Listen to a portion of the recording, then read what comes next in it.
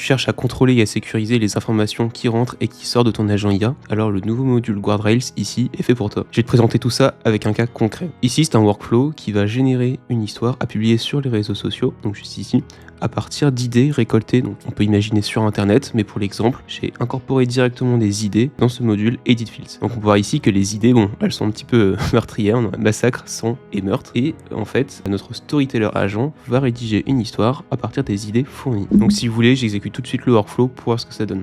Hop, mon agent donc récupère les idées, il crée ensuite l'histoire, et on peut voir qu'en passant dans ce module Guardrail, donc ce module de garde-fou on va dire, et bien ce module l'a bloqué. Ici dans ce Guardrail, j'ai choisi l'opération donc vérifier si dans le texte il y a des violations, et j'ai choisi l'option NSFW, donc Non Safe for Work, et j'ai mis une jauge, une indication de 0,5, donc 0,5 sur 1, et ça veut dire que dès qu'il va identifier un semblant de texte qui est un peu violent ou qui ne passe pas pour les réseaux sociaux, il va dans ces cas-là le bloquer et donc l'output en sortie fail. Donc c'est le cas juste ici. Et donc moi ce que j'ai fait, c'est que j'ai directement créé un module Slack. Ce module Slack va directement m'envoyer l'information comme quoi un contenu NSFW a été détecté sur le prochain post. Donc là je vois le texte qui a été rédigé et je peux soit le reformuler ou le poster quand même. Et si je clique sur le reformuler, voilà. Donc j'ai mon workflow qui est passé dans ces cas-là dans la reformulation de mon texte. On va passer par ce petit module là qui va reformuler mon contenu et ça va repasser dans l'agent IA. On peut voir que cette fois-ci le texte est passé et a été reformulé de manière à ce qu'il n'y ait pas de contenu NSFW dedans et mon contenu est prêt à être posté sur les réseaux sociaux.